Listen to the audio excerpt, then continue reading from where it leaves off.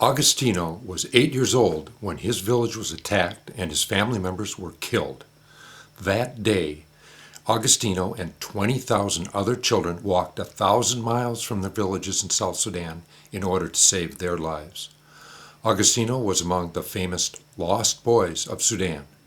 20,000 children, mostly boys, who fled their homes to escape almost certain death during the civil war in South Sudan. Several well-known documentary films have been made about this desperate escape. A full-length movie was also made in 2014 starring a famous actress, Reese Witherspoon.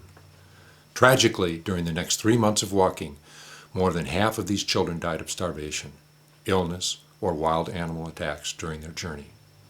After 3 months of walking, Agostino and the other boys finally arrived at a refugee camp in Kenya. Agostino lived nearly 10 years in that camp. In 2001, he was granted a visa to immigrate to the United States. With the financial assistance of American sponsors, Agostino attended college and eventually earned a PhD in sociology from the University of Wisconsin at Madison in the year of 2014. 1 year later, he married a woman who had also immigrated from South Sudan. Now, Agostino and his wife live in Rochester, Minnesota with their 2 children. However, Agostino lives most of the year away from his family. You see, Agostino decided to live and work in South Sudan most of the year because he is dedicating his life to helping the people of South Sudan rise from poverty and rise from suffering and create a happy and prosperous society. South Sudan is the newest country in the world. In 2011, after a decades-long civil war, the people who lived in the southern area of Sudan separated from the northern part of Sudan and formed their own country. They decided to call their new country South Sudan. Sadly, South Sudan is rated by Global Finance and other news organizations as the second poorest country in the world. In a few moments, I am going to introduce you to 4 young people from the country of South Sudan. Each one of them is a high school graduate who studied hard and earned high grades. Each one of them wants to go to college, but does not have the financial ability to attend college. These youth and their families are extremely poor, and unfortunately, each one of these individuals will continue living in a vicious cycle of poverty for their entire lives unless they receive financial assistance to attend college. Now I will briefly introduce you to these 4. They are our most recent scholarship applicants, and they are waiting for assistance. I will read you their personal statements. Our first student is Rebecca. Rebecca wrote in her application, "I am humbly submitting this application form to let you know that I am deeply interested in furthering my studies. I am Murle by ethnicity, but currently I am living in Nimule County of Central Equatoria State. I have completed my high school, and I now have the opportunity to further my studies. In my community, girl education is being ignored, and I committed myself to complete my high school, but I don't have the capacity to support myself in university. I am hoping to receive your assistance to enable me to further my studies." Our second student is Aringa. Aringa wrote, "First of all, I am someone who came from very humble background, and my family managed to support me through my high school level. I have the hope to further my studies, but because of the economic hardship in my household, I could not further my studies. I have been waiting for opportunities such as this to help me fulfill my dream.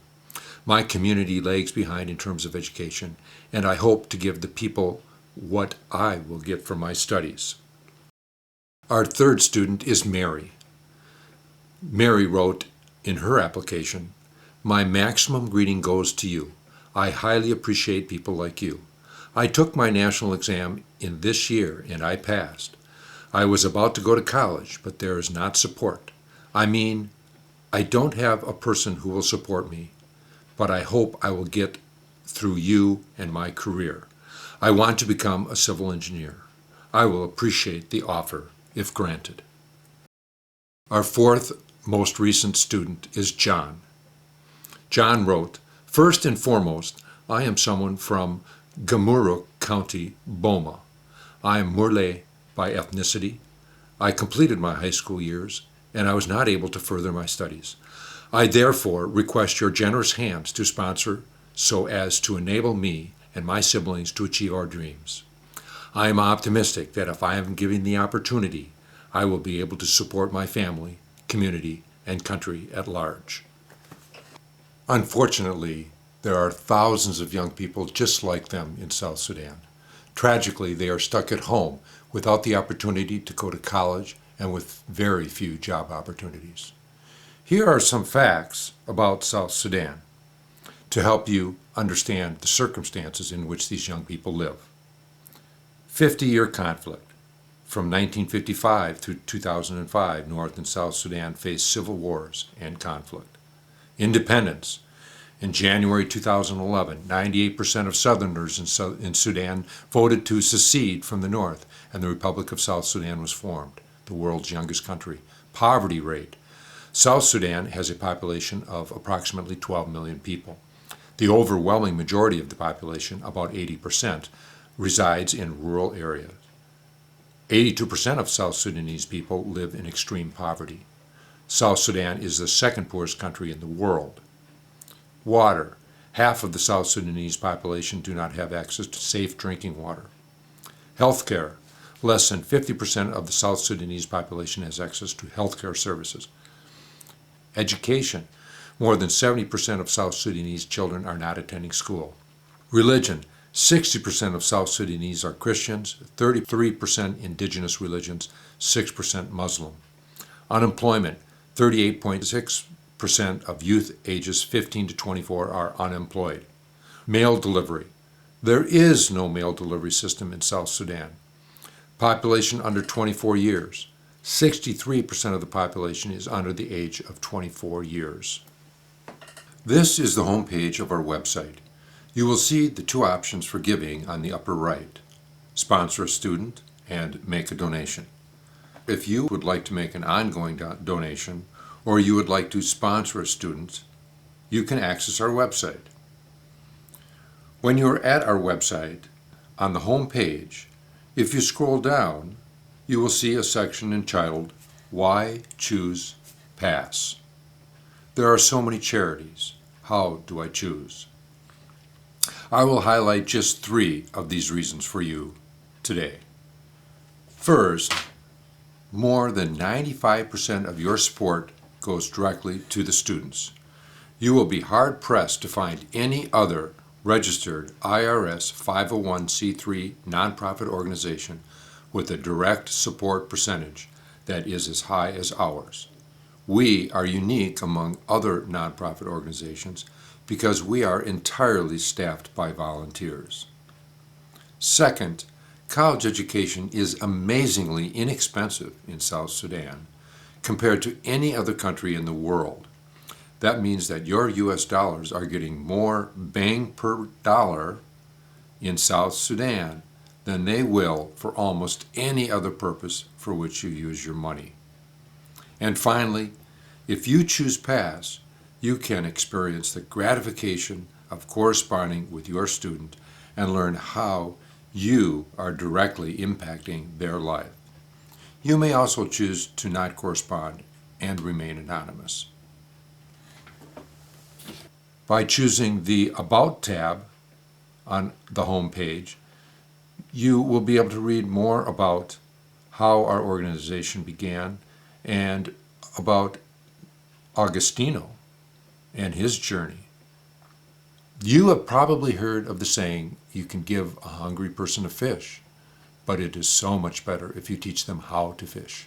Helping South Sudanese youth earn a college education is like teaching them how to fish. You have the opportunity to give them a college education where they will learn how to become financially independent. These students will use their college degrees for the next 30 to 40 years of their lives for the good of their own families, as well as to provide a much needed skilled and professional labor force in South Sudan.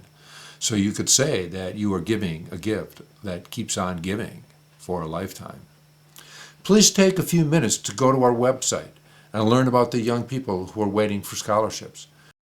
Unfortunately, this fall, we had many scholarship qualified students that we had to put on hold from beginning college due to lack of funds. These students are hoping that we will find enough money and enough sponsors so they can begin college next fall. I hope that you will join Agostino and me in giving these youth the opportunity to go to college, knowing that they will dramatically improve the quality of life not only for themselves, but for thousands of others who live in the communities where they will live and work for the remainder of their lives. You can be a part of uplifting and transforming the country of South Sudan so that someday it will no longer be the second poorest country in the entire world. Thank you.